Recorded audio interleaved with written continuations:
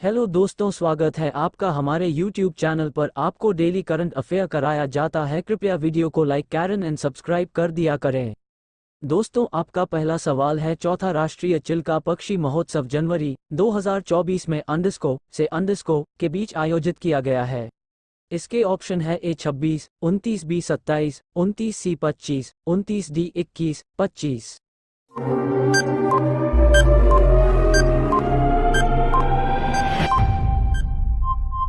इसका सही जवाब है B 27, 29। ओडिशा के मुख्यमंत्री ने चौथे राष्ट्रीय चिल्का पक्षी महोत्सव का उद्घाटन किया। प्रमुख बिंदु, चौथा राष्ट्रीय चिल्का पक्षी महोत्सव 27 जनवरी से 29 जनवरी 2024 के बीच मंगलाजोई, भुवनेश्वर, ओडिशा में आयोजित किया गया था।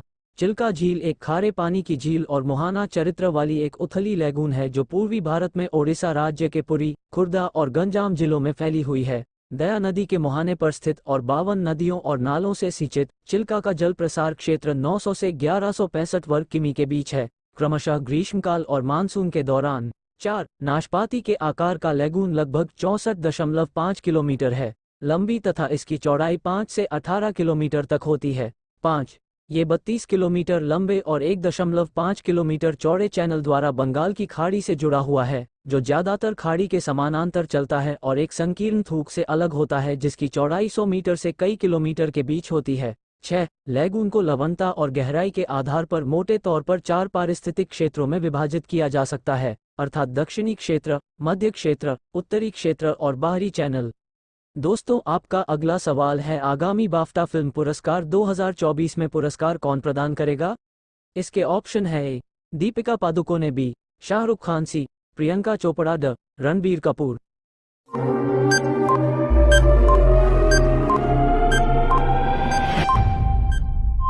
इसका सही जवाब है A दीपिका पादुकोणे।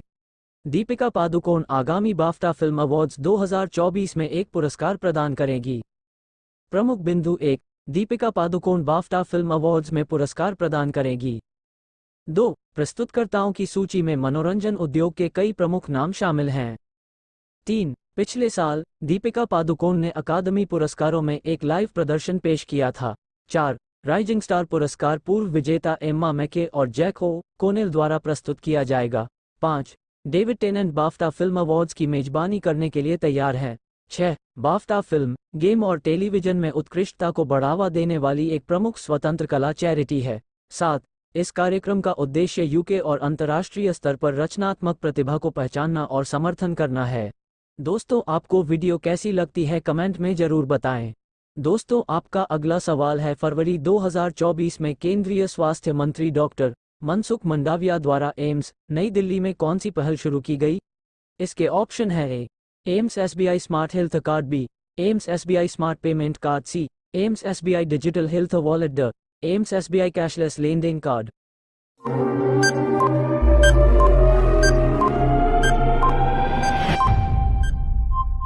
इसका सही जवाब है B AIIMS SBI smart payment card.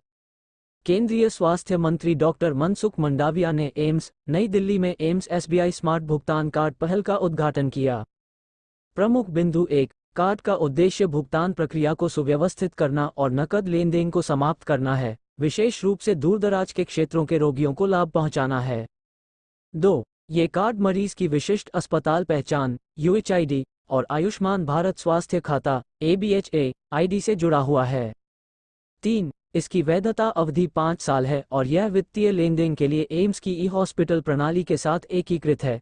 4 सरकार की योजना इस सेवा को देश भर के सभी 22 एम्स केंद्रों तक विस्तारित करने की है। 5 लॉन्च इवेंट के दौरान SBI एम्स स्मार्ट कार्ड प्रणाली के कार्यान्वयन के लिए एक समझौता ज्ञापन MOU को औपचारिक रूप दिया गया, जो स्वास्थ्य देखभाल डिजिटलीकरण और रोगी कल्याण पहल में एक महत्वपूर्ण मील का पत्थर है। दोस्तों, आपका अगला सवाल है, वित्त वर्ष 2023-24 के लिए EPFO द्वारा घोषित ब्याज दर क्या है? इसके ऑप्शन है A 8.10%, B 8.15%, C 8.20%, D 8.25%।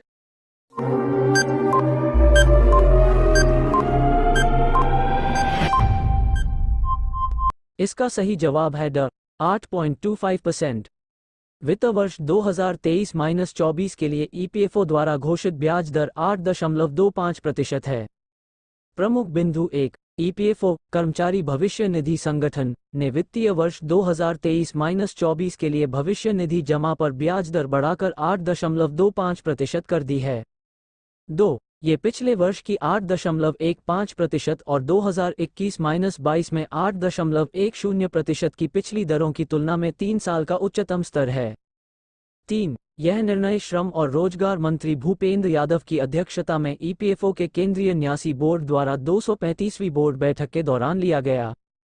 4। प्रस्तावित ब्याज दर को वित्त मंत्रालय से मंजूरी के बाद आधिकारिक अधिसूचना का इंतजार है। 5। एक बार अधिसूचित होने पर ईपीएफओ वित्तीय वर्ष के अंत में अपने ग्राहकों के खातों में ब्याज दर जमा कर देगा। 6। 8.25% की ब्याज दर स्वैच्छिक भविष्य निधि वीपीएफ जमा पर भी लागू होगी और छूट प्राप्त ट्रस्ट अपने कर्मचारियों को समान ब्याज दर जमा करने के लिए बाध्य हैं। दोस्तों, आपका अगला सवाल है, कैंसर अनुसंधान के लिए एम्स नई दिल्ली ने किस संस्थान के साथ सहयोग समझौते पर हस्ताक्षर किए? इसकी ऑप्शन है ए मैनचेस्टर विश्वविद्यालय, बी कैम्ब्रिज विश्वविद्यालय, सी ऑक्सफोर्ड विश्वविद्यालय, ड लिवरपूल विश्वविद्यालय।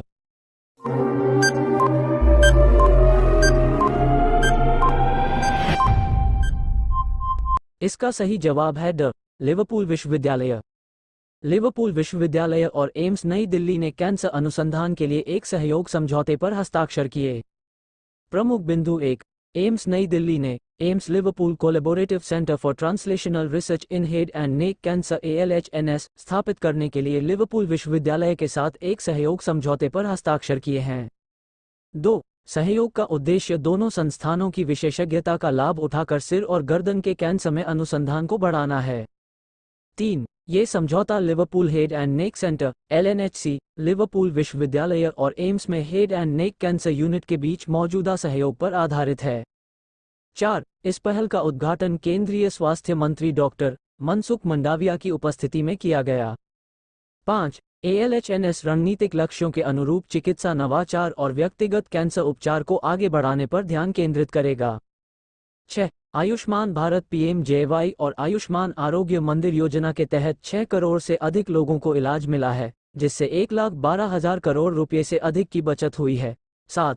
डॉक्टर मंडाविया ने एम्स झज्जर के राष्ट्रीय कैंसर संस्थान NCI के 5वें स्थापना दिवस समारोह को वस्तुतः संबोधित किया और संस्थान को मरीजों को गुणवत्तापूर्ण स्वास्थ्य सेवा प्रदान करना जारी रखने के लिए प्रोत्साहित किया।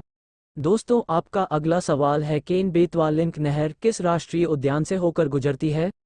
इसके ऑप्शन है A Bandhavgarh national park, B Kanha national park, C Panna राष्ट्रीय उद्यान, डी पेंच राष्ट्रीय उद्यान।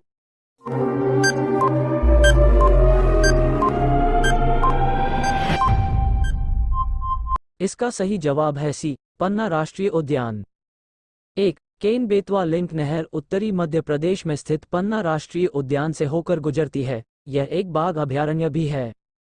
2। केन बेतवा लिंक परियोजना KBLP नदी जोड़ो परियोजना है, जिसका उद्देश्य मध्य प्रदेश में केन नदी से अधिशेष जल को उत्तर प्रदेश में बेतवा में स्थानांतरित करना है, ताकि 2 राज्यों मुख्य रूप से झांसी, बांदा के जिलों में फैले सूखाग्रस्त बुंदेलखंड क्षेत्र को सिंचित किया जा सके। यूपी के ललितपुर और महोबा जिले और MP के टीकमगढ़, पन्ना और छतरपुर जिले। 3। केन और बेतवा नदियां मध्य प्रदेश से निकलती हैं और यमुना की सहायक नदियां हैं। 4। गन्ने यूपी के बांदा जिले में और यमुना के साथ साथ यूपी के हमीरपुर जिले में मिलते हैं। 5। बेतवा नदी पर राजघाट, पसरीचा और मटिला बांध हैं। 6। केन नदी पन्ना टाइगर रिजर्व से होकर गुजरती है। दोस्तों, आपका अगला सवाल है, 2022 में नीति आयोग का नया उपाध्यक्ष किसे नियुक्त किया गया है? इसके ऑप्शन है ए सुमन बेरी, बी पोमिला जसपाल, सी हाथों की ध्वनि, ड विक्रम सिंह मेहता।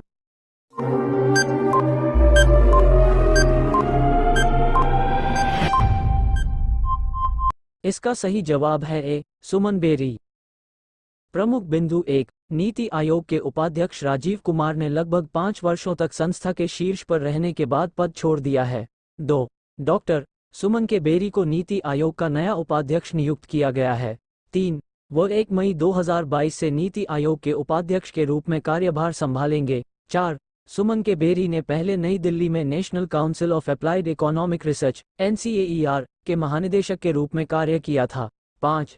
NCAER देश के अग्रणी स्वतंत्र गैर लाभकारी नीति अनुसंधान संस्थानों में से एक है। हेलो दोस्तों, आप वीडियो देख लेते और लाइक नहीं करते, लाइक करें और दो अपने दोस्तों में शेयर करें। आपको वीडियो पसंद आए तो चैनल को सब्सक्राइब भी कर दे और बेल आइकॉन को दबा दे ताकि आपके पास हमारी नई वीडियो का नोटिफिकेशन आ सके।